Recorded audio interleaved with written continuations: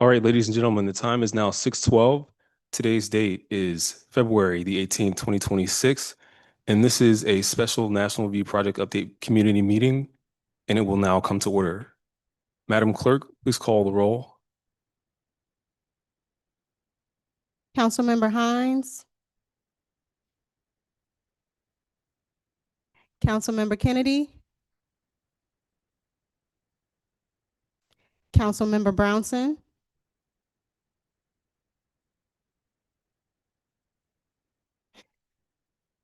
Councilmember Brownson. Thank you. Councilmember Little. Councilmember McDonald. Council President Noble. Mayor Lilly. Present. Mr. Mayor, we have a quorum. Thank you, Madam Clerk. All right, at this time, we will now have a presentation by the Petra Development Group on National View, which is a project coming to Forest Heights. For those who are not aware, there are 20 acres of mixed-use development that is planned to come to the town at the southwest portion of Forest Heights, immediately adjacent to the Oxon Hill Coven Farm. This project began in approximately 2019, and over the past few years, the project has gone through several approvals at the county and the town level. In approximately 2023, the town annexed the entirety of the 20 acres into its municipal bounds. And in November of 2025, the project received one of its most significant approvals from the county.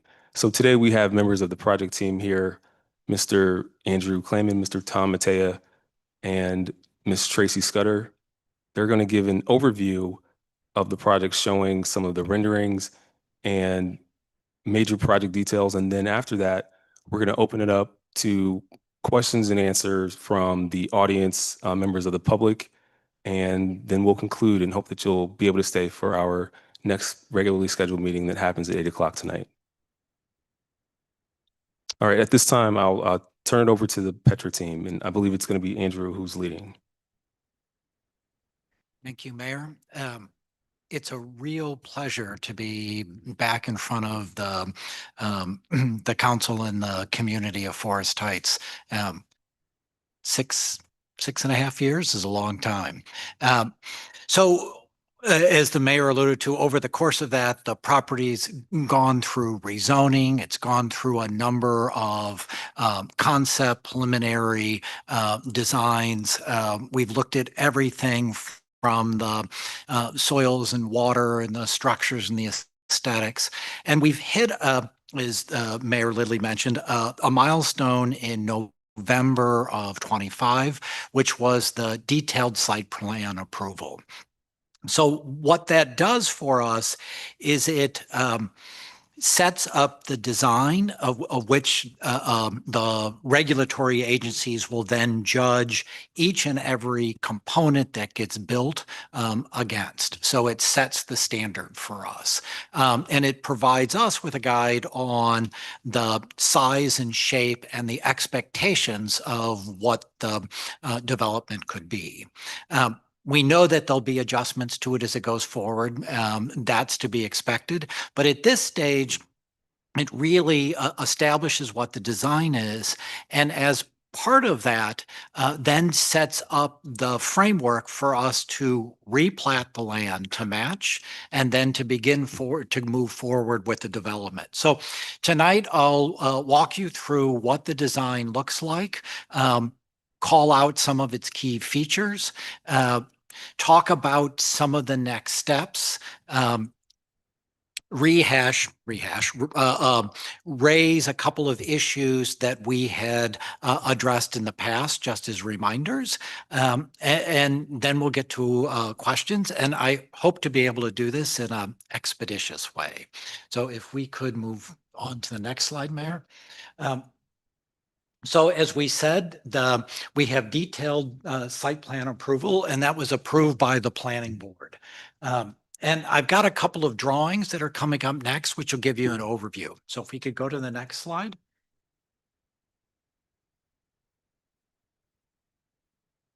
Okay, so what you see here are two views as if you're flying over it, sort of aerial views, low airplane, drone, whatever.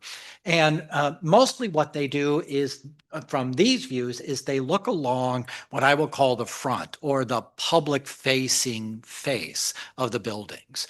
And within this, and I'm going to stand up and point, within this, you will see the public plaza area, which starts at building A, continues down for buildings B and C, carries right through building D, and links the lower development with the upper development.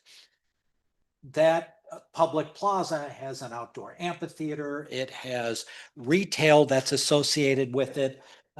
There's a water feature. There is a historic marker and area, and we'll call those out in detail. There's the community gardens, and of course the public space and the commercial that goes along with it. And that space is open to the public. The buildings themselves are, where people live. They'll have their, their own arrangements, but the ground floor area is really of the public component of the building. Next slide. So these images, the top image is looking sort of up the hill. This is a very steep site. So the top part of the building, the first 2-3 buildings sit up on the top of the hill, and then it begins to step down. And we have worked very carefully to not only step the buildings down, but to get them at a scale that begins to have less visual impact on the surrounding neighborhood. And you can see that in the image on the lower image where we have lower scale buildings. There is a structured parking. There is a parking structure that's located there here, but it is greatly embedded within the ground itself to help minimize the impact. And what you see on the lower register behind that fourth building is the amphitheater that's coming forward. Next slide.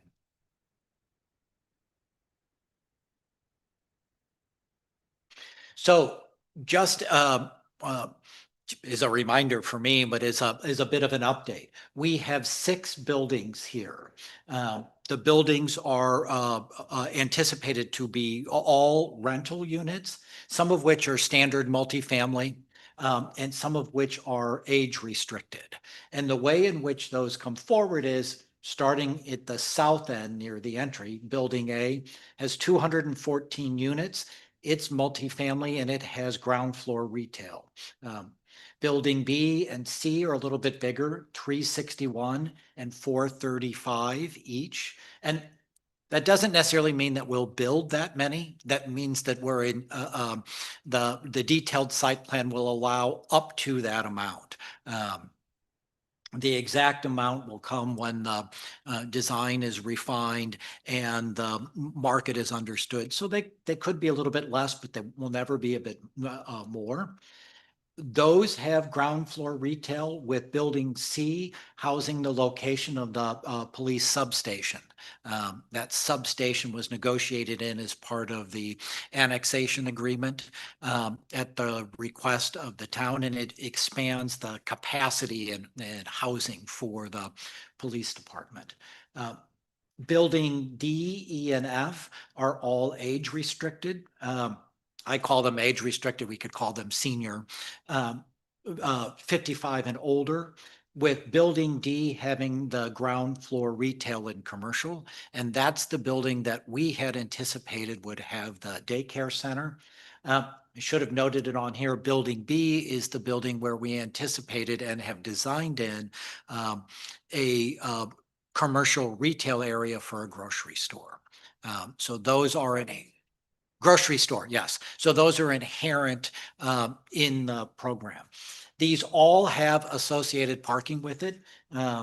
The first three have structured parking that go right with the building. The next three will share a garage. So there's plenty of parking for both the retail commercial goers as well as the residents. All of that has been reviewed, discussed, required. So we have met all of the county requirements for parking for this kind of development. Next slide, please. So this is a site plan of the site. So let me orient you. Oxen Cove Park is here. There's a little bit of a park on the other side. Cree Drive runs down on this side. South is there, north is down here. The entrance would be from the south. The roadway that would come through would come down to the end of the sixth building and stop. So there is no through drive that goes through here. There is a pedestrian bike sort of multimodal trail that will move all the way through and out. We have retail commercial plazas, amphitheater here, historic monument here. We have community garden, dog park, picnic pavilions as part of the park system at the bottom. And again, this is a public park system that is in an area that we cannot build in, so it will remain accessible to the public. Next slide, please. All right. So Bald Eagle comes here as it comes up, and there'd be an entrance just off of the drawing here on the right-hand side. Just to the right, at the end of that street, there's the Bald Eagle Bridge. Let's turn your mic on. Since we're doing a blended environment, folks at home will hear your mic on. Thank you. Leave mine on. Yeah, leave your Great. yes. So just in the, Okay. to the right where the road ends, just to the right there is Bald Eagle, the bridge. Everyone's familiar with the bridge. Okay. Next slide, please.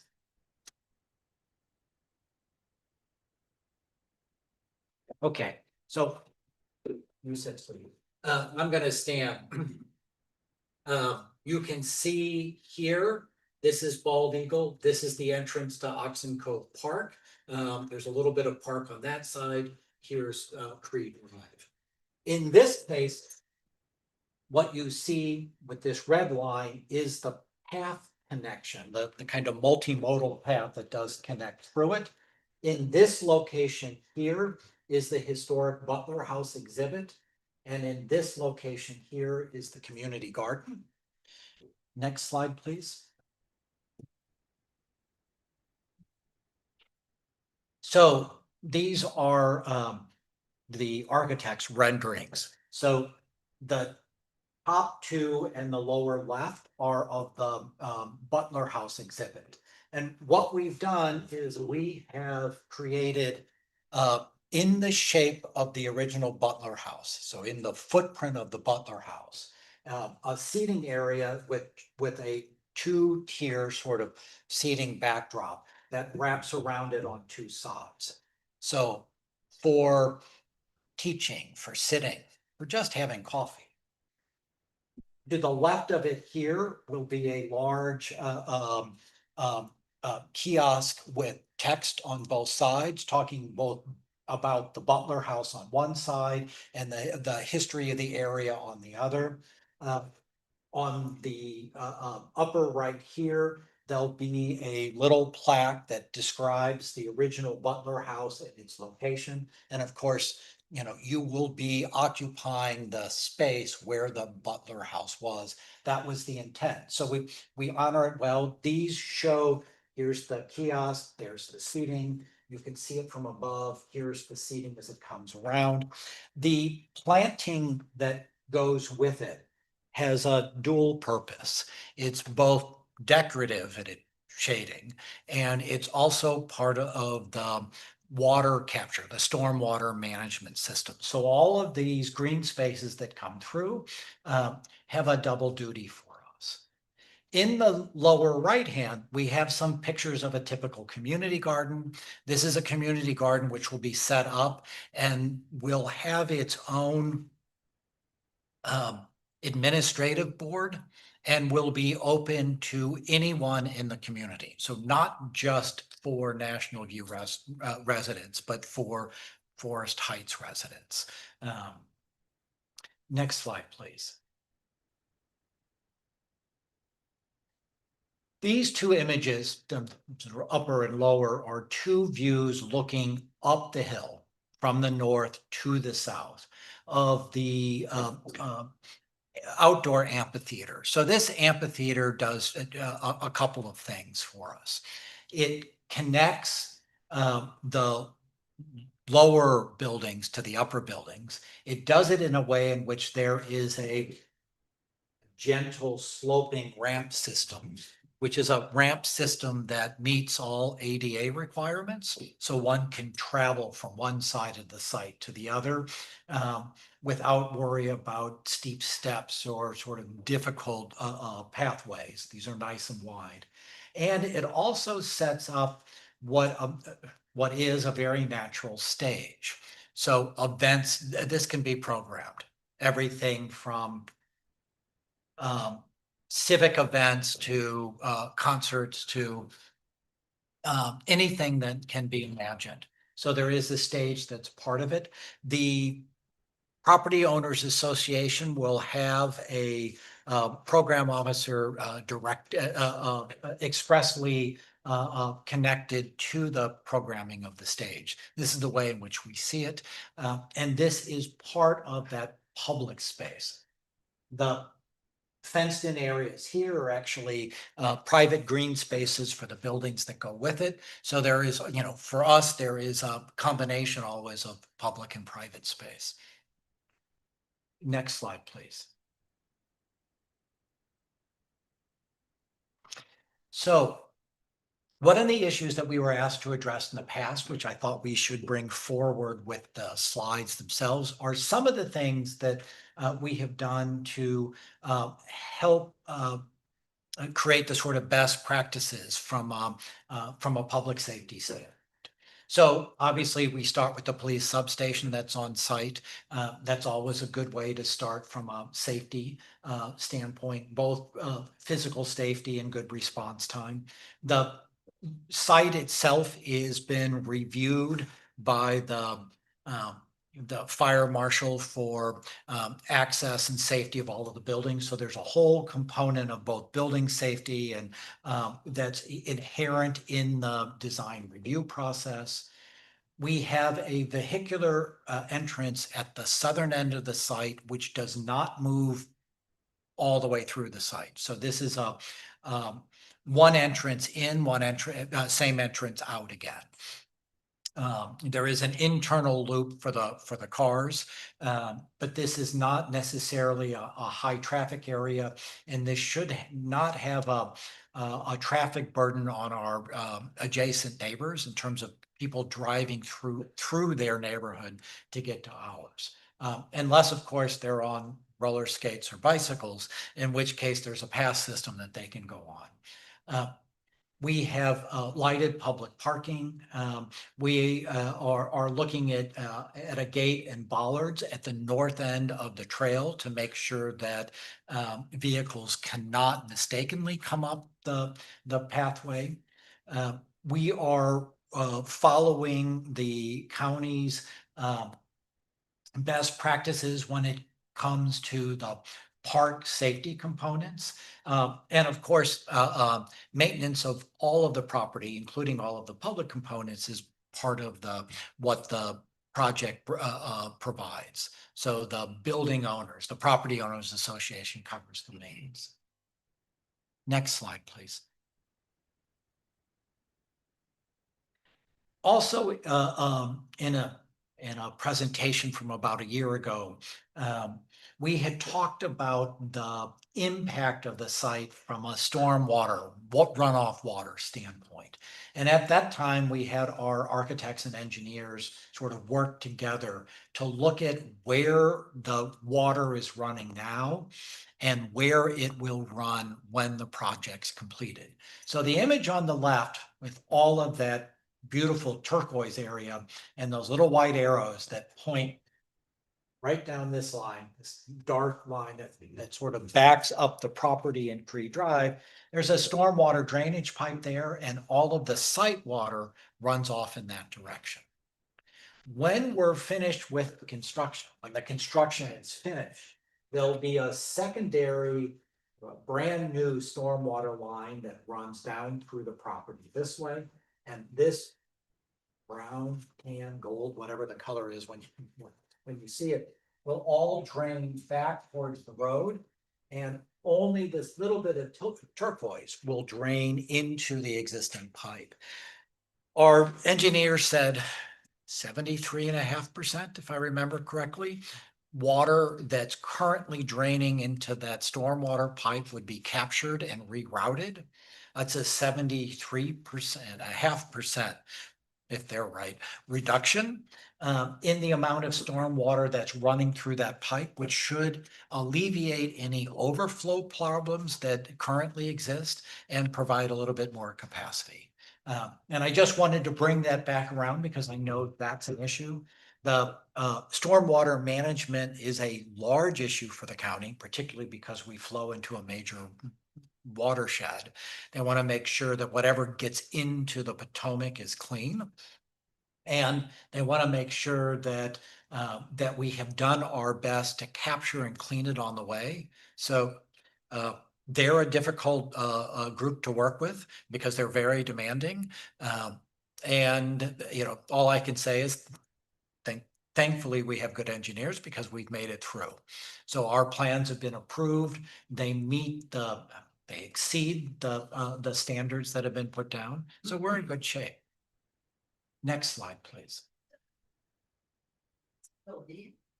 No, it's, you mean this brown? Yeah. Yeah, it's not land that's filled in. That's the land that we're reshaping to make the building pads. So it's not, some of it's being cut away, some of it's being filled in, but it's all lumpy now because it's natural. So it's going to be reshaped and sort of leveled so that we can build on it.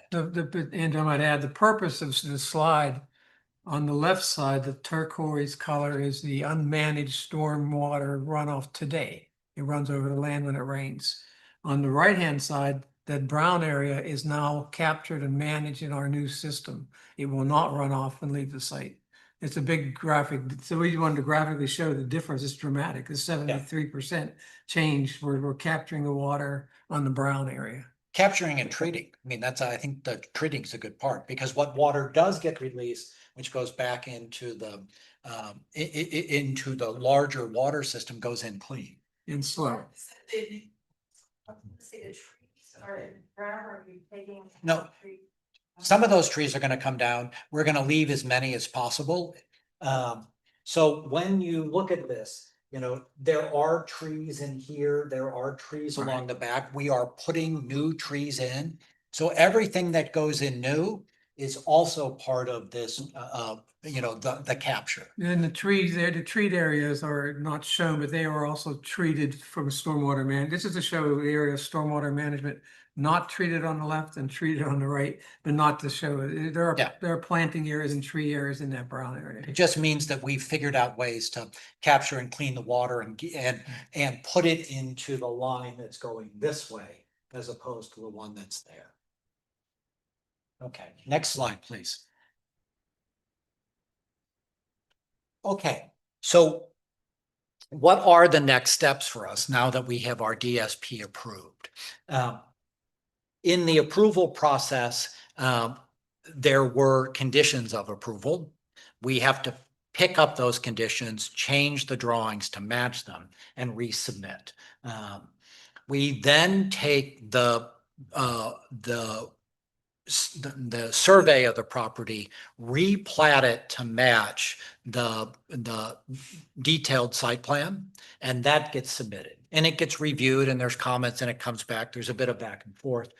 When we have satisfied the requirements, those plats will then be submitted for final acceptance and they'll be recorded. And the detailed site plan and the parceling of the land will then match. And that also sort of locks in the design in many ways. Do you have anticipated dates for your? So you're in front of me. I'll get there.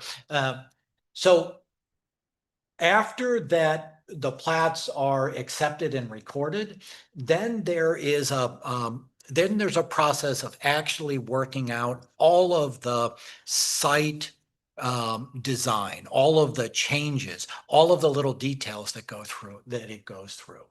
And next slide, please. So here's the time frame. So if we were to work without stopping, without running into problems or issues, to finish the DSP submittal and get to plats, we're looking at anywhere from 4 to 7 months. So think about this as from March 1st, 4 to 7 months to get through the plats. Once we get through plats, there's an additional 9 months worth of design work, and then we get permits. So if we're thinking about when the absolute earliest time, if we were to work our team nonstop, go right to it, before we would even do anything on the site, we're 18 months away.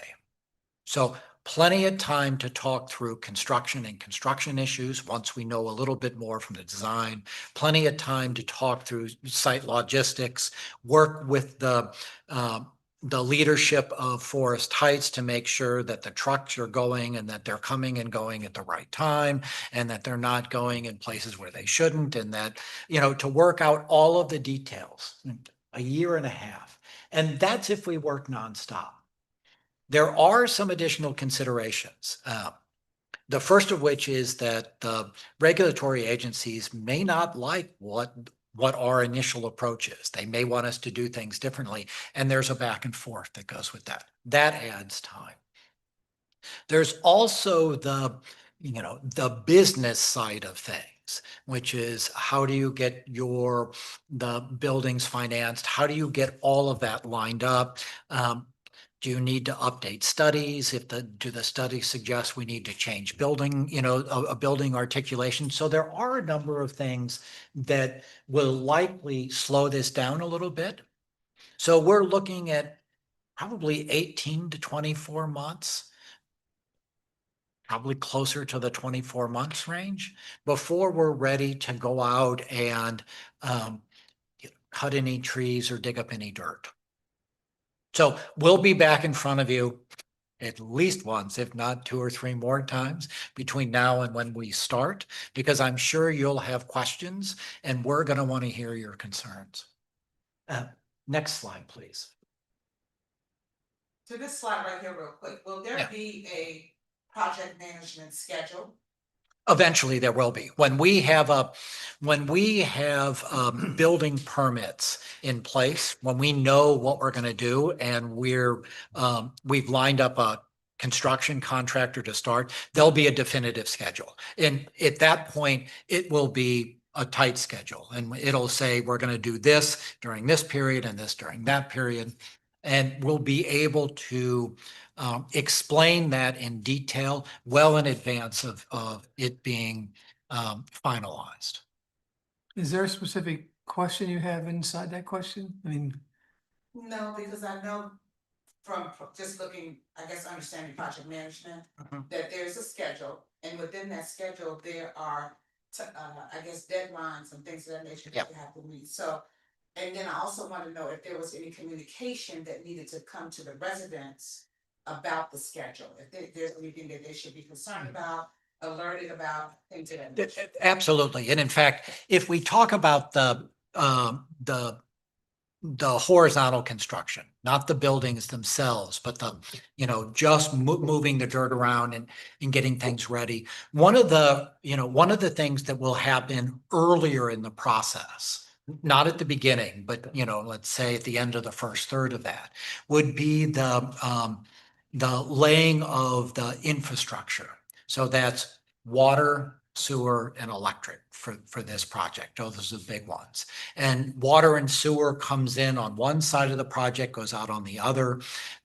It will connect to existing pipes, which means there's going to be some areas that are dug up close to where people might live. I mean, and yes, well in advance of that, and in coordination with the city administrator and and the police department and all of the safety concerns that go with it, and well in advance of doing any work, we will notify and have a town hall around construction, because that's usually one of the more anxiety producing areas, because it makes noise and it, creates a disturbance in daily schedules. Once we get past infrastructure, then things settle back down again. And for the most part, with the exception of what might connect at the north end of the site, in the, 90% of what's going to go on will come in from the south and leave from the south, and likely go as quickly to 210 and 495 as possible as the construction come in and out. So we believe that it will be minimized from a in neighborhood issue, but we do connect to the neighborhoods at both ends. So I'm not going to promise that it's going to be, smooth and easy, but we're going to minimize the bumps as much as we can. Thank you, everyone. So I believe, Andrew, that comes to the end of your presentation, correct? Yes, we're at the questions point. So what we're going to do now is we're going to move into the question and answer portion. And what I'd like to do is open the floor up. Since we have a lot of folks in the room and also online, we're going to open it up for folks who would like to ask questions. And we're going to give each person a chance to ask one question first so we can get through everyone who's here. If we still have time, we'll go through second questions, and you will have up to a minute to ask your initial question. So let's do this, starting with, we have council members in the audience. If there's any council members who have a question they'd like to ask, if you could indulge us by coming to the microphone, just so folks at home can hear as well. Good evening. I'm here today as a resident on Creek Drive. So my concern is for the residents whose homes will back up to this project. Are you planning for any surveys of their homes? Because things may shift or may not. Who's going to be responsible for that? It's a really good question. So we have surveyed the site twice now, from start to finish. So we know where the limits of the property are, and we know how close we will be building to the property line, which is not, we're not building right up to the property line. We don't think that there's going to be, at least it doesn't appear at this stage, that there's going to be a lot of what I will call earth shaking activities. And typically we don't, when we build directly up against other buildings, we go in and survey them when you're right there on top of it. We typically don't do that for this kind of work because it traditionally does not have the same kind of potential to damage other properties. And we're going to stay away from the border between the Cree Drive residents as much as possible. And in fact, we actually have a tree save line that runs all the way up that edge. Okay. So we know we're going to be back, 20 or 30 feet. Now, when we get a little bit more of an understanding from an engineering standpoint, and we have construction folks on board, we'll do this again. Because then we'll be able to say, this is exactly the kind of work we're going to do. This is the duration it's going to take. This is the likely impact it will have on you. This is what we don't believe it will have. But right now, this looks like a lower impact kind of construction, the horizontal construction. And we don't have large vertical construction at that end. Okay. We have smaller vertical construction. Okay, and just on that part, when we get closer there, it would be considerate for you guys to reach out to those residents that live on Creed to maybe take a walk to see. No, that's a good idea. Okay, We so put that- thank you. It's a good idea. Thank you. I have other questions, but Mayor said one. Yeah. Thank you.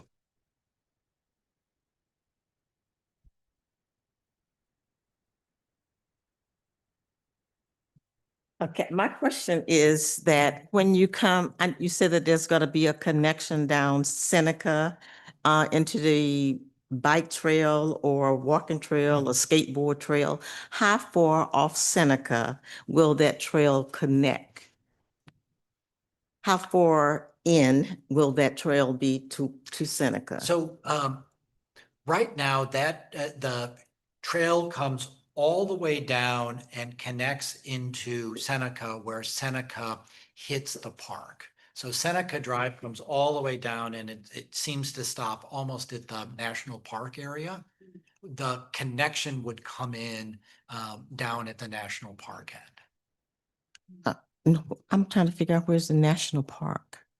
Oxen Cove Park? I'm talking about down at the other end of Seneca. Seneca comes down at Cree, at Cree. At Cree. Right. So as it comes down at Cree, it just passes Cree a little bit. It Mhm. sort of stub ends. Mhm. Come in at the end of that stub end.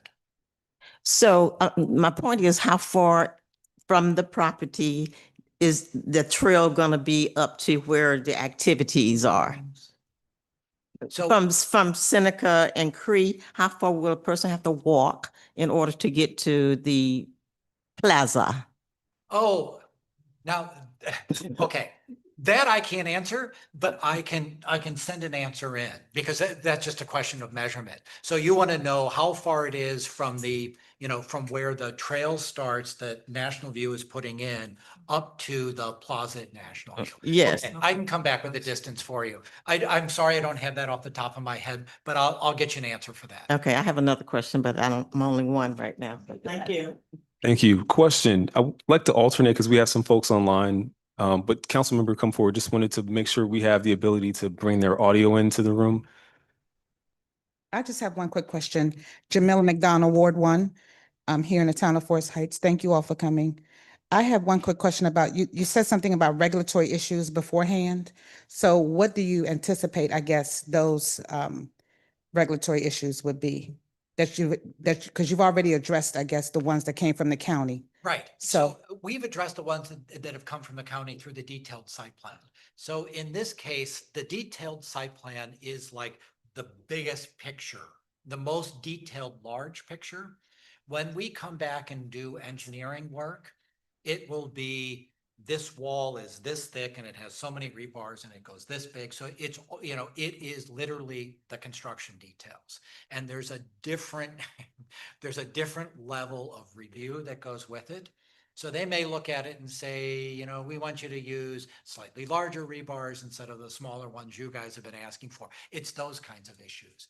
And if the questions are, if there's a lot of questions they have, then we have to turn around and answer them and resubmit again. So it's a kind of back and forth. So I don't expect regulatory problems, but I do expect a what I would call a standard back and forth on what is believed to be the right construction and the right interpretation between our engineers and the county engineers. And that's not a confrontational process. It's quite often it's a collaborative, but it does require sometimes resubmittals.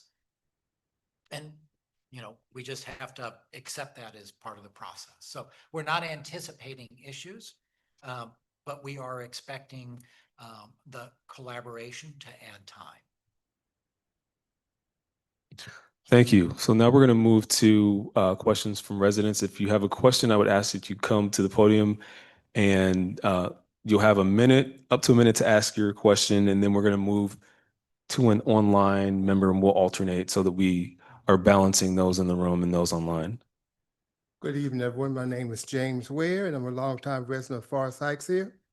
And my question is, I know it's kind of early in the project right now, but everyone's talk about affordable housing.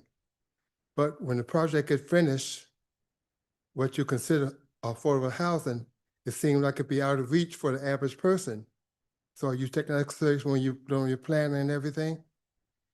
We did. And in fact, in the bigger picture of things, for the units that are designated 55 and older, we have allocated 50 affordable units. Those are built into the pilot that was awarded the project. They're built into the detailed site plan. So what we had discussed is now part of the requirements. And I don't remember offhand what the parameters were, but typically when this happens, it's between 30 and 80 AMI that the range fits in, I think, and we average 68% AMI, but we can get that through any mix of individuals that come along. And that gives us a little bit of, it gives the management a little bit of freedom to adjust the mix as it's going. But within the project, that's a requirement now. Thank you. We're going to take our first question from an individual who's online. I see Mr. Anthony Hall's hand is raised. Hey, good evening. Thank you. I wanted to get clarification. I'm one of the individuals that lives on Cree Drive, and my house will back the property. You mentioned your tree line and setting that number at 30 feet. I just want to get clarification. Are these properties going to be 30 feet off our back fence? And then you said it wasn't, sorry, it's kind of a two-parter. Looking at your initial images, you said that we weren't going to bear the brunt of the visual or of the height. However, it looks like, specific to my portion of Cree Drive, the two largest structures in your first slide would be right in my backyard. So if you could just clarify that, or maybe I didn't see it correctly. You're at the top end of Cree? I'm at 108, so right behind the split. So it's kind of right there Okay. in the middle of it. So there were a couple of things, in part because of the shape of the land and in part because of the way in which we position the buildings. As Cree Drive comes by, our buildings are angled in such a way that we're not parallel to Cree for the largest buildings, but we're perpendicular. And there is National Park on one side, obviously a national park on the other. So where the national park comes in, there'll be a lot of trees as it comes across. And I'm wondering if we could go back a few slides here. I might be able to point that out. There was a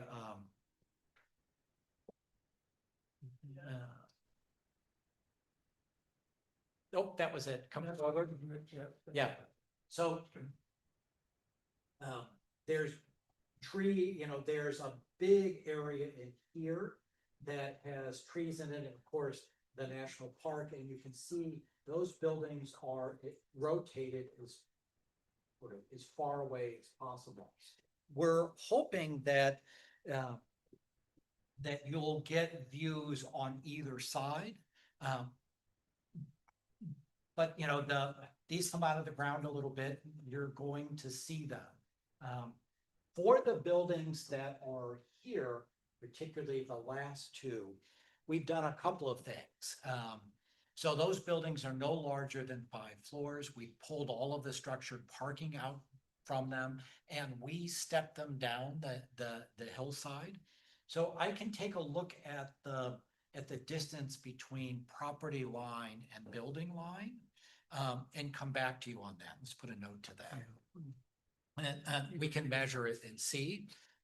Because we were very careful to keep that building line edge as far back as we could. So those buildings are longer and thinner for that reason.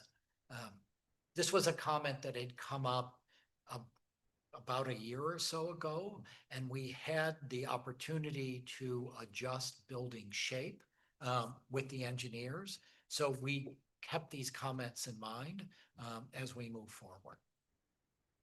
Okay, we'll take our next comment in the auditorium. If you'd like to come forward.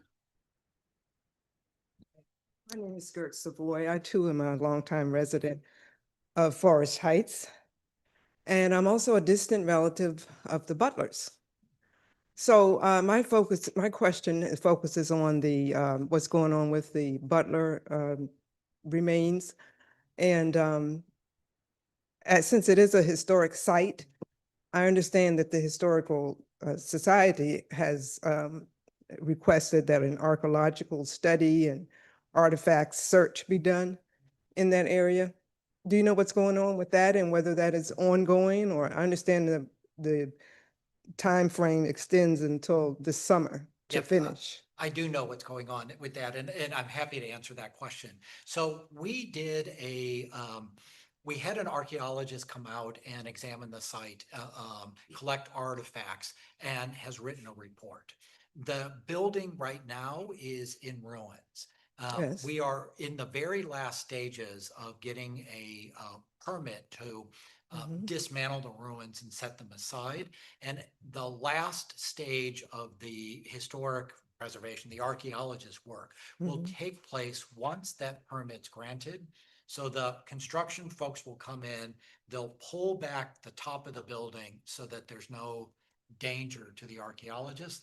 The archaeologist will go in and look at the building and any potential underground areas that they might have missed the first time as the building components are set aside. If there are artifacts, they will be collected. In the end, there will be a report that's written, and the Historic Preservation Commission has been overseeing this. So So the final report has not been done though.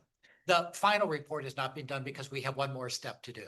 Okay. But the final, once we complete that last step, then the final report will be submitted. And I understand it can't be fully raised and the ground dug up until that happens. Until the archaeologist signs off on it. Okay. And All right. we're almost there, but not quite yet. Okay. Thank you. Thank you. I know there's some folks in the room who have questions, so that we can go and make sure you're in order and don't lose your spot. If you could come either to the front row or the second row, so then you can go directly to the mic so we can keep track of who's going to be next. I'm going to go to the online audience, and the hand that I saw raised was Swan. Hey, can you hear me? Yes, we can. You can go ahead. Great. My name's Christine Swan. I'm a fifth generation Oxon Hill resident. My family has lived on the same property since the early 1800s here. And I'm only a few blocks away from the proposed development. I live on Livingston Road. I have not had any outreach from the county, the town of Forest Heights, or the developers about this project. And it is only through following Forest Heights on Instagram that I know anything about it. So thank you for having that Instagram account. It actually helps a lot. I have one main question for you guys. So I am a bit worried about the acoustics of the project after construction is done. So 495 and 295 are loud. If you go over to Jones Point Park in Virginia and you stand in the parking lot there, it's actually not that loud, not that bad right there, because they have those acoustic panelings on the bridge to dampen the sound of traffic towards Old Town. But if you walk under the bridge and you go to Bridge Yard apartment buildings on the other side, it's really loud over there because they don't actually have any acoustic paneling. So the sound of the traffic on the bridge is chronically ricocheting off the building and refracting. And so it's just super loud by that apartment complex. No one's outside. When you're there, you want to get away from it as fast as possible because it's so loud. And I'm worried that your development could end up with that same noise problem. And I'm wondering, did you guys do an acoustic study to take into consideration that refraction of sound? Yes, we did actually, several times as the design sort of grew and changed, we had to redo it. So there's a group that we work with named Phoenix. They did a sound study for us. And as part of that, they look at the sound impact on pedestrians. They look at the sound impact on residents. They look at sound impact if people were on the roof, and they do it for all sides of the buildings. And there are a couple of things from our building. So the buildings themselves are back a little bit. And the topography steps down. So that drop in topography really helps the public plazas in the noise reduction. So they all meet the requirements for a safe and healthy sound environment. And I believe that the only issue with the current design and the current buildings and in the detailed site plan, there are minimum standard sound ratings for the buildings, which they would have met anyway, that have been put forward because of the study. But it's really only the first building on the top floor. If there were a rooftop amenity, that rooftop amenity would need to mitigate sound. The other buildings do not have a sound problem. So this was something that was done repeatedly and fine-tuned with the buildings. But it's a really, great question, because it can be a very sneaky problem if you don't address it up front. So thank you for asking. All right, thank you. Thank you. We're going to go next back to an audience member. Good evening. How you doing? I live on Cree Drive, and just pretty much like two questions I just have to ask. One is, I see where you're building, and the hill that's behind my home that goes up, there's the runoff, as you were talking about, for the water runoff. How close to that are you building? So there's a pipe that runs right down this edge. The closest we get to that, I believe, is right here. And I can't say offhand what that distance is, but I will get our team to measure it, and I'll pass it along to the mayor. But we are not, my recollection is that we're better than 20 feet away. Okay. And the water that, our build, anything that we build will flow in the opposite direction to a brand new pipe. So it won't contribute to the water flow into that pipe. All right. And the second question is. Thank you. I want to make sure we get to everyone. So we're going to do one question first round. If we have some time, we'll come back to second questions. Thank you. We're going to go online to iPhone 2 is how the name is showing up. If you want to come off mute and ask your question. I think that's me, Mayor Lilly, Shalita Hawkins. Yes. Hi, the first question was already asked about the sound. My other question is, when the project gets started, they will be coming through the town. Who will be responsible for the road after they're done being replaced from the wear and tear of it? It's a really good question. So in the areas where we will be connecting to existing infrastructure, there will be damage to the roads themselves.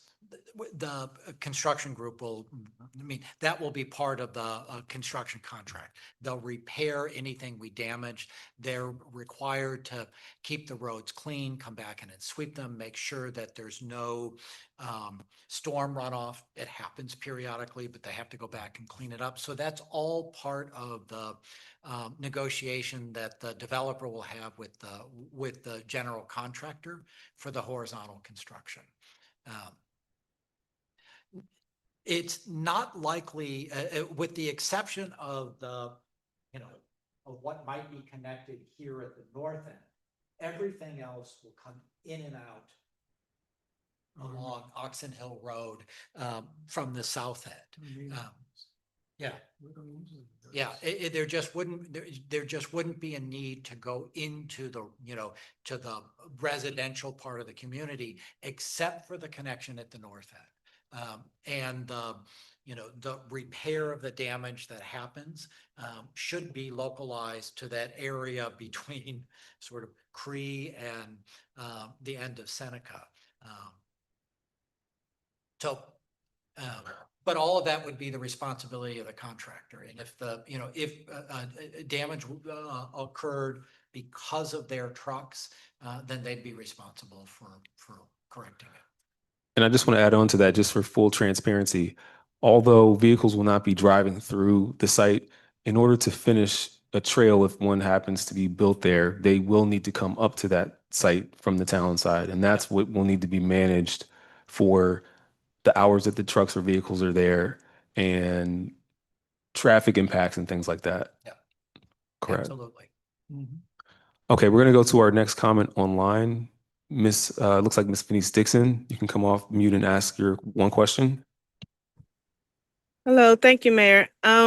So my question, this is the second project with the name National in it. And, we've been told before that the previous National Harbor project would have some benefits to the residents of Forest Heights, which in my opinion has not been seen or, come to fruition. So what are the perceived benefits of the current residents of Forest Heights of even having this project be a part of our town or using our land and resources?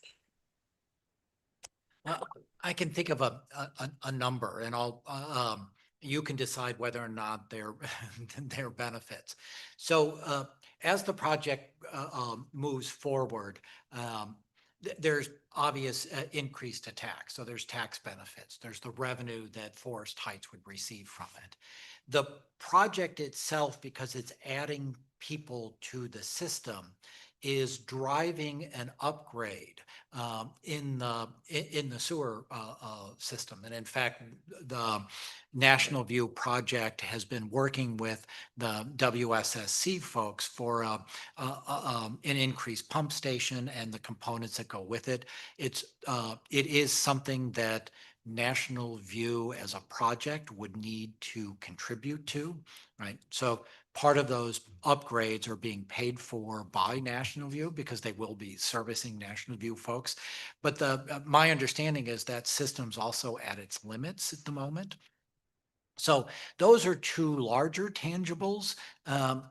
There is the community garden, which would have community access. There's the retail in the public plazas. There's the amphitheater, assuming all of these get built, which are accessible and usable by Forest Heights residents. All of them, ones living at National View and others that are coming in. There's the extension of the trail network. There's the dog park.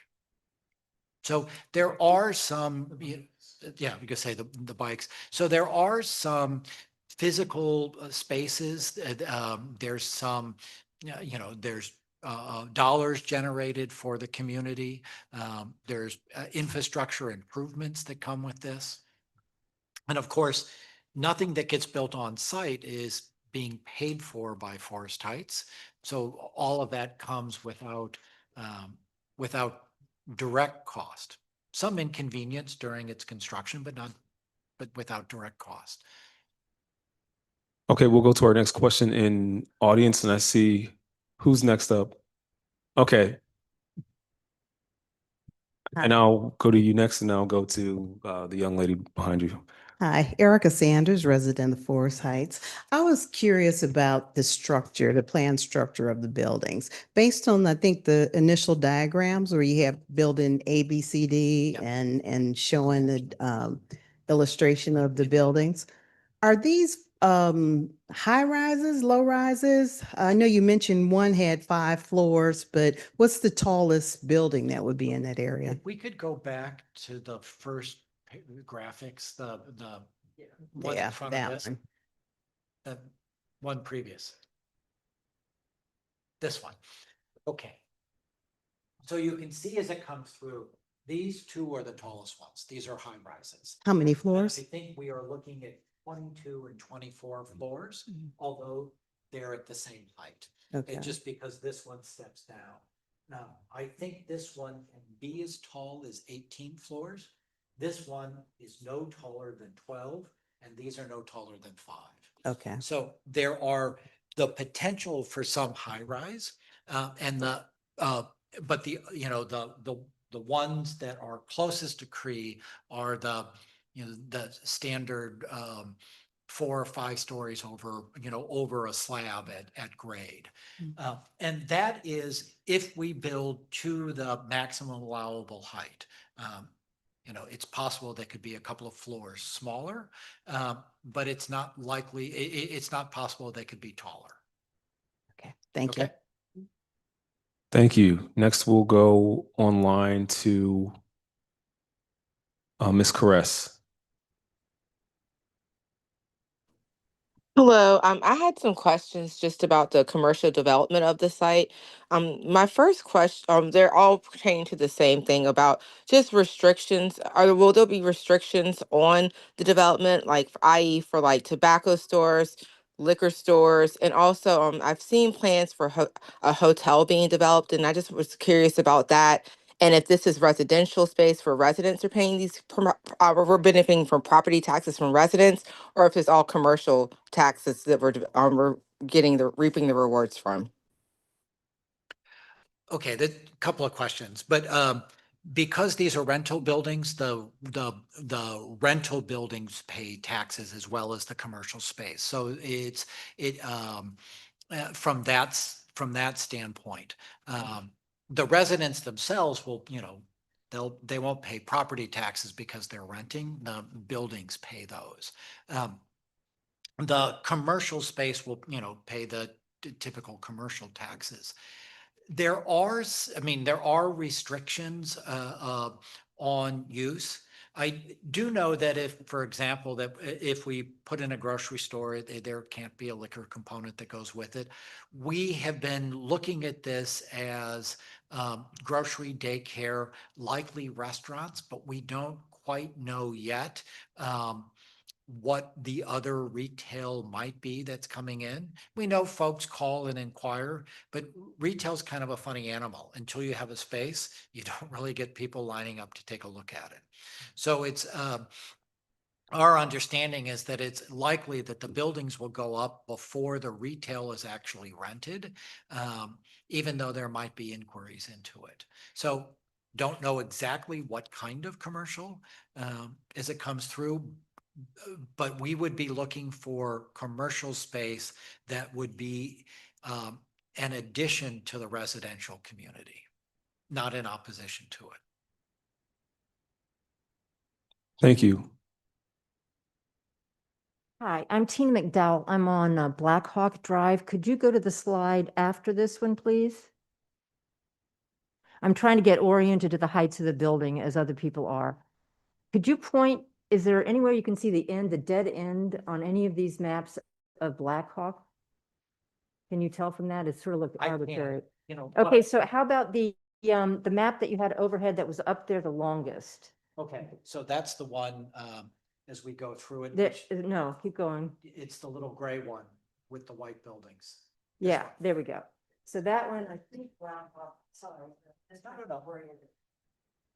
That looks like it is Black Hawk. So that's my house. These are 4 to 5.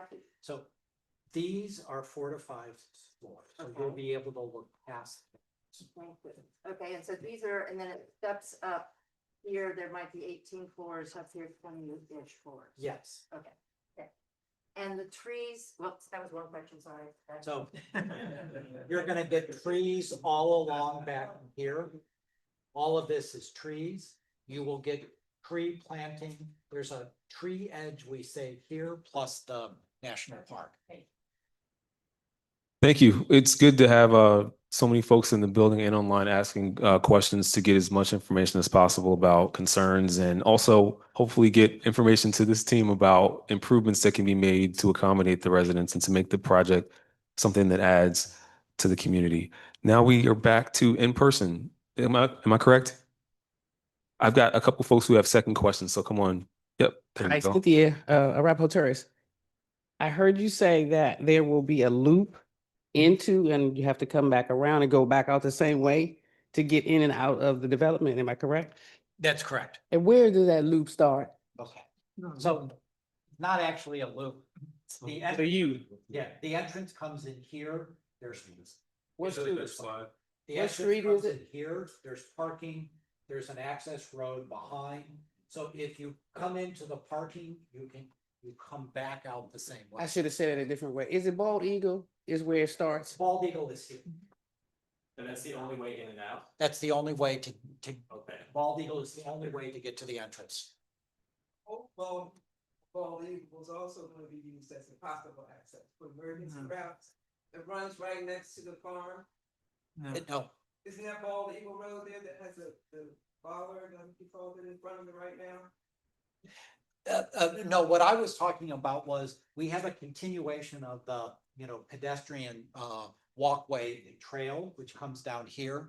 That's that's a 10-foot sort of bike walking area. As it comes down to the bottom and connects into Seneca, there'll be bollards or a gate here, so you won't be able to drive up. It is possible that a emergency vehicle would be able to get in there. So if somebody is hurt in the dog park or in the park itself, you would want to be able to get an emergency vehicle there. Yes, the fire marshal didn't require that. Right. Not a requirement, but it was, and Tom was letting me know that the fire department's not going to come in and out that way. This would just be the potential for EMS, but there is only one drive entrance, and that happens from here. So there is an internal road that gets you back to the parking, and there are little circles to turn around. But the residents would come in and out off Bald Eagle. You know where all? I do not. Okay, so we've inside the audience have some first questions still coming. Yes. Hi, my name's Willow Collins. I live off of South Huron. And one of my questions is, one of my concerns is that we might see a drop off in the construction in between phases. So I was wondering, are any of the phases fully financed yet? Not yet. Okay. And yes, you will see lag time between phases. What will likely happen is, particularly for the larger buildings, they'll get built, and then the investors will wait and see how quickly they lease up. The faster they lease up, the faster it is for the next building to come along. If the lease up goes a little bit slower, then they pace the buildings to match absorption. And that's pretty much market driven. And of course, in good years, it goes very quickly. If we get a economic hiccup or a little bit of a downturn, that'll go a little bit slowly. So it could be a long time or it could be a little time.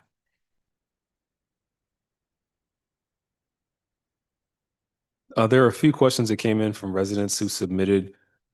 First question is, based on what I can tell from the drawings, Bald Eagle Road will be the only access point for National View. If this is true, how will a one-lane road accommodate such a large amount of traffic? And has any consideration gone into the massive increase in traffic at Maryland 210 Bald Eagle 495 intersection that is already hazardous? And this was a question from Jeff Hammond. Yeah, I was gonna say, we've done two extensive traffic reports looking exactly at the same issue. And there is, there are a number of recommendations that they've made, those traffic recommendations, and the review and acceptance of them by the Maryland National Capital Park and Planning are part of the detailed site plan. So there are some improvements that we're going to need to make as part of this. They don't necessarily need to occur at the beginning of the construction. They take place once we begin to hit a critical mass. And so anytime before we hit that critical mass, we can schedule them in. But there are some things that we know we're going to need to do. Can you name one? Yeah, can you name an example? So, expand ball or I'm just, I don't know. Can you come up, Jeff? Yeah, so we want to make sure everyone at home can hear you. So we have a roundabout which we have looked at the entrance. The entrance where at the It- 210 intersection here No, or further We have an down? entrance, a roundabout entrance here that will go in. Okay. We have a list of road improvements. I believe on the bridge that crosses 210. It as part of the BPIS recommendations, we have to add striping, increase the sidewalks. So there are a number of off-site requirements that we're going to need to do. But how does that stop anything about the number of cars that are going to go through the intersections? You've addressed nothing to that. To give you a breather. Okay. We do two traffic studies. At the beginning of this project, the zoning required a complete traffic study. That's a traffic impact analysis, TIA as they call it. We had Lenhart Traffic take care of that. They did a report that's reviewed by Park and Planning Commission, DPI, DPW&T, State Highway Administration, and some others too. But those are the main reviewers. That our proposed entrance design was the width of the road, and it was approved by them for the rezoning. Then we proceed with the plans because we're developing how many units and the number of buildings. Then at the preliminary plan of subdivision, that's where it gets the real test. There's an adequate public facilities ordinance in place in Prince George's County. It goes through a test, tested for adequacy of school, water, sewer, everything, including one of the big focus is traffic. So the traffic impact analysis was done then for the APFO ordinance. And again, it's reviewed by Park and Planning Commission, DPI, DPW&T, State Highway Administration. And our design passed with them, with all those agencies. So it was approved those two times. Those are the two tests that it gets. And so to design the width, the number of lanes we have at the front entrance there, we're more than adequately handle the traffic that we generate. And they calculate how many cars, when they come in and out based on the uses, the local traffic's added. There's what they call a scoping study. So they go off-site and look at Oxon Hill. They look at 410. They look at they decide on like 6 or 7 off-site intersections. They have to study those, do traffic counts. It's an extensive, long process, especially for the adequate public facilities tested preliminary plan of subdivision. So they found that we're going to do some off-site improvements to Route 4. There's an intersection improvement across Bald Eagle Bridge. We're going to take out a little, what they call a little pork chop thing to it can increase the left-hand turn lane. So it was an extensive process to go through, and we have approval. The roundabout is something that is not, they didn't really require it. It's something we've talked about doing because we think it'd be more appropriate, but there's no trigger for it. But that'll come in the future when development is further along. So the answer is no other than the roundabout. Pardon me? The answer is no other than the roundabout. You don't have any answers to, are you going to add more lanes? Are you going to change the light on the intersection where your trucks are going to be going across 4 lanes of traffic all the time to turn left to get on Bald Eagle? I just have practical questions. Well, I've used my time. So. I can address that by reviewing the traffic impact analysis and give you more details of the offsite improvements. We have this link. Thank you. It sounds like on the topic of traffic, we may need a more in-depth conversation for that one. So next question that we received from resident online was, what is the anticipated impact of the National View Project on residential home values and property taxes? Now, that's an interesting question.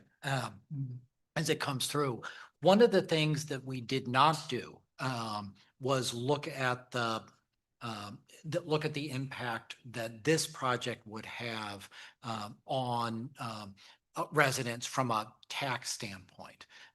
We did look at it in terms of tax generated, in terms of larger revenue for the community. But there wasn't a trigger on home values, and whether or not this would have a positive or, God forbid, a negative impact. It just wasn't something that was that we considered at this point. So we don't have an answer for that.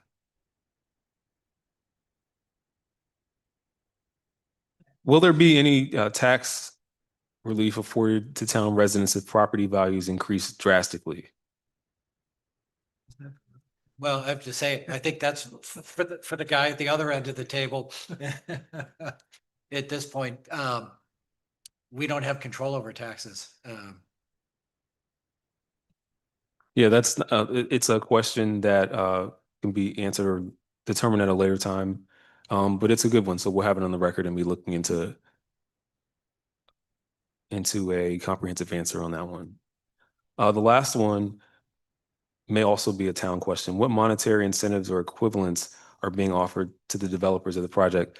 And to answer that, in the annexation agreement that was entered in between the town and the Petra development team, or the Harborview LLC, there is a tax abatement for a 7-year period.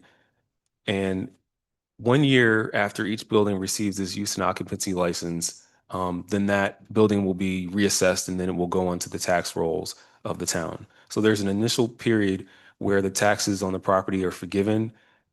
And after development begins on buildings, a year after that, that property is reassessed so that the actual new improved value can be calculated, and then that revenue will come into the town as property tax.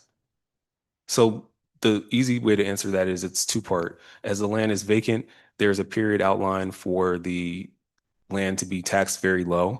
But then there's also a process for, as each new building comes up, for it to be bringing in revenue to the town based on its new value. And we have a question in the audience here. A first question, okay. Still first question. Thanks for having this. Thanks for hosting, Mayor Lilly. My name is Tracy Mao. I'm a resident here in Forest Heights.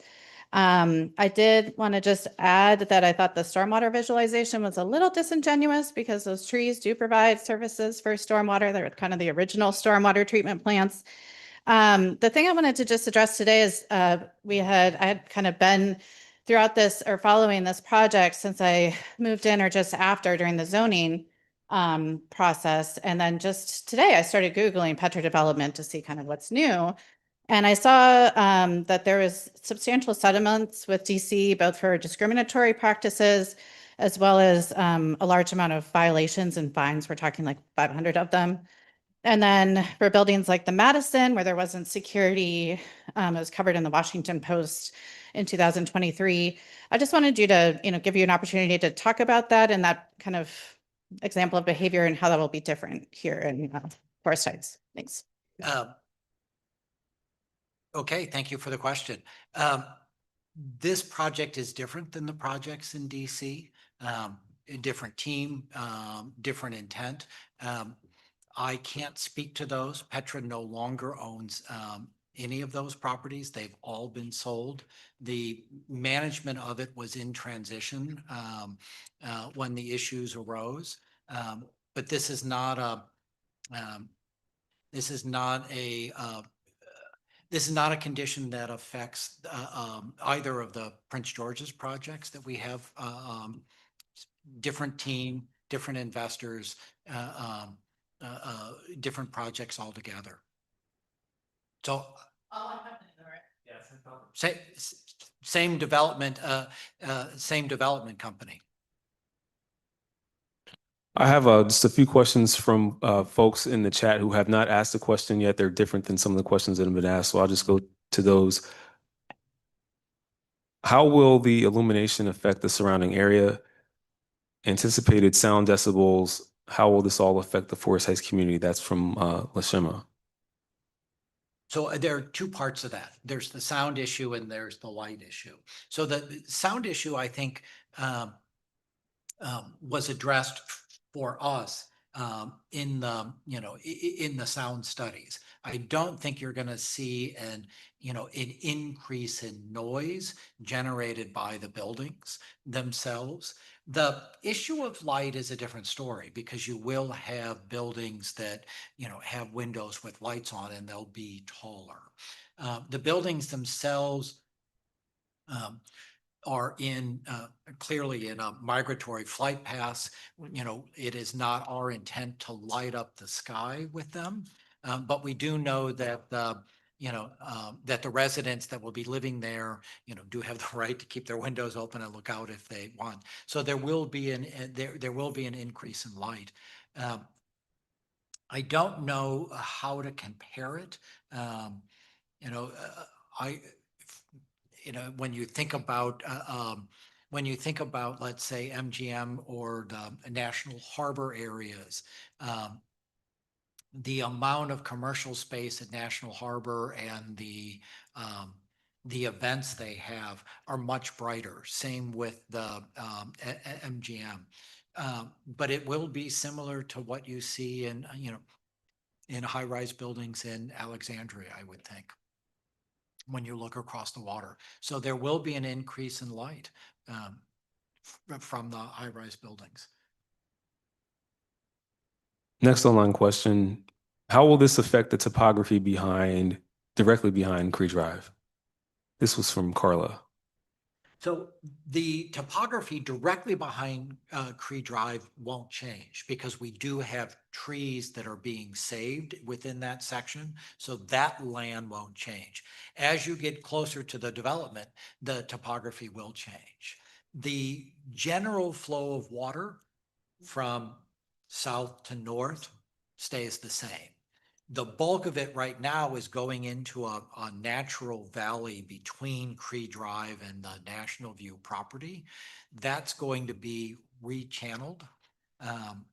The property, the high point of the property will still step down. It won't do it in a sort of gradual or lumpy way. It'll do it in a very controlled way because we need to put in foundations for buildings. So generally the topography follows what's there, but the water and flow shifts away from the Cree Drive property line because that's how we capture, manage, and clean the water, the storm water that's coming off of the buildings, that's coming off and around the buildings as they go through. All right, last online question. Does Petra expect to own and manage this property long-term, or is it likely that it will be sold in the short term to a management company? So that's a good question. Petra is primarily a merchant builder. So we build buildings for investors. And so typically Petra keeps the buildings, long enough to get them stabilized, or we sell the property off and build them for buildings. Each of the buildings here, it's likely there would be potentially be 5 different owners of these buildings. And those owners could be anything from private individuals to insurance groups. I mean, there's a range of folks that own real estate. Petra's intent was to set up the best project it can, to deliver that project and to do and to provide value for the community, but also for the investors. This is a long-term investment. If the investment does well, then everybody does well with it. One of the issues with difficult investments is if they're put together poorly and they fail, then those failings overflow into the community. And we didn't spend 6 years working through this to do quick turnaround projects. This was a long-term effort on our part. It is a long-term. One quick question, sorry. So given this is a long-term investment, will there be, and I understand you said that you don't have any control over commercial occupants and things of that nature until you get the pads up and all that kind of stuff. But will there be a cannabis store, or liquor store, or tobacco store, and limits on those kinds of things? That we're talking about long-term investments, we're talking about the kind of individuals and persons who will be attracted to the community. As I said, we weren't looking to market for those stores. We didn't set up the retail space to accommodate those. We set up retail space to accommodate a daycare center, to accommodate a grocery store. Could the grocery store take a retail center and put in a wine and cheese shop? Yes. If we're involved, is it likely they're going to do a liquor store? No. The spaces were set up, they were designed for restaurants more than anything else. I'm going to alternate. We've taken a second question in the room. We'll go to a second question online. And Mine is easy. I don't think I was able to calculate fast enough. How many units will actually be built? 1550. 1,500 plus or minus a little bit. 1,500 total units if all buildings get built to the detailed site plan. Yes. Affordable housing.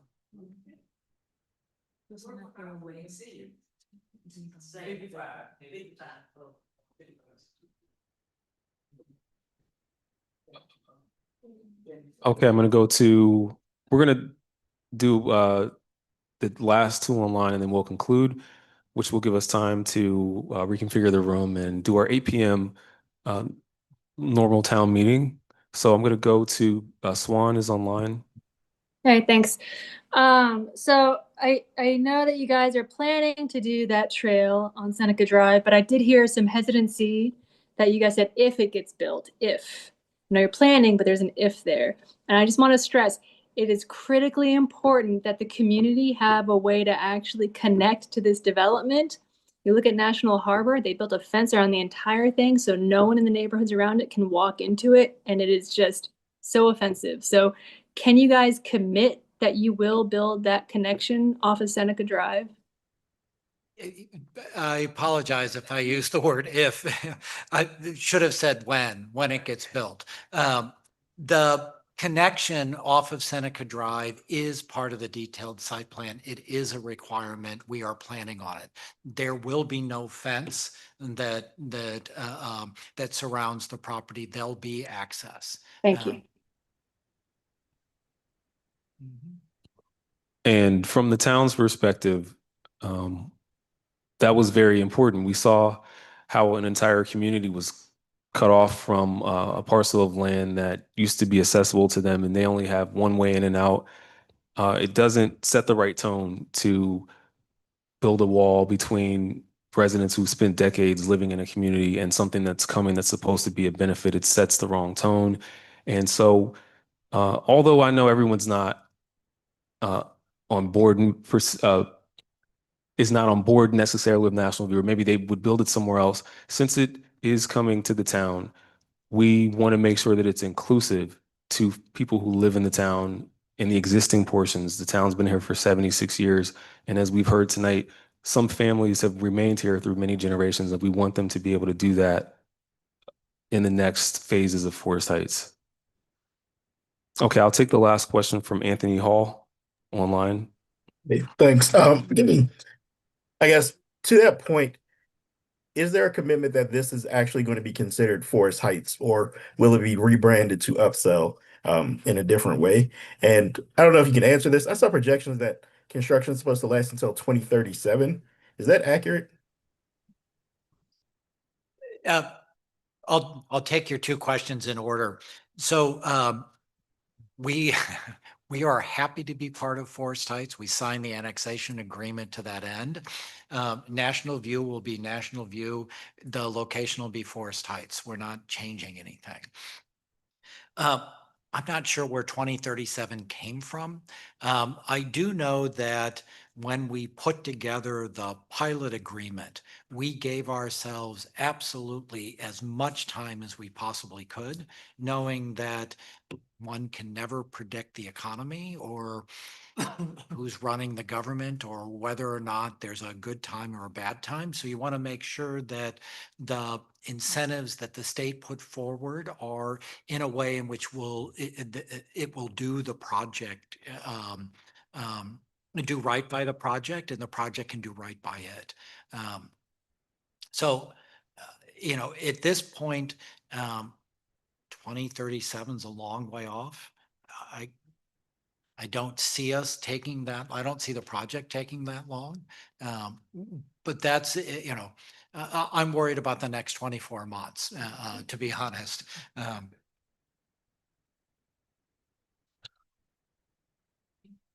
We'll do one last question. This is in the room. Thank you. For posterity, just to confirm, is this Petra's first ground up construction? I know that most of your other projects have been renovations, so I was just curious No. about that. So Petra Development is a development company. The ownership of National View isn't Petra. The owner of Petra is one of the investors. So Petra Development is a fee development company that works on behalf of a series of owners.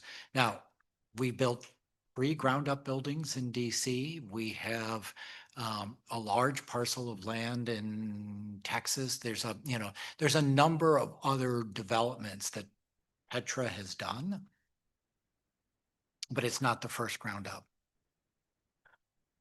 Thank you, everyone, for a very robust, engaging conversation, raising issues, and just presenting concerns, because the more we do that, the more we can address them earlier and continue to advocate on behalf of Forest Heights. Now, I'm going to end this by saying there was a suggestion from online, which is not a bad one, that maybe the team could consider adding the name Forest Heights to the project in some way, National View at Forest Heights, or some other things have been considered just to make sure it's enshrined. And when people hear one name, they know where it is. And it was mentioned that National Harbor is an example of a mistake because people don't always know that it's in Oxon Hill or next to Oxon Hill, which does actually happen to have a historic story behind the name that maybe some people don't know. So with that, we want to thank you all for coming out.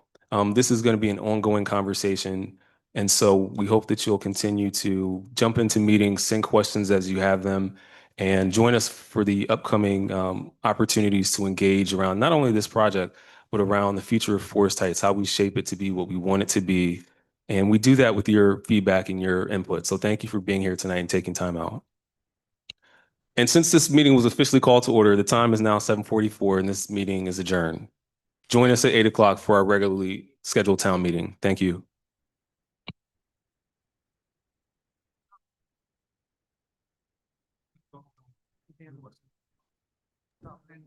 Mayor, is it the same Zoom ID for the 8 o'clock?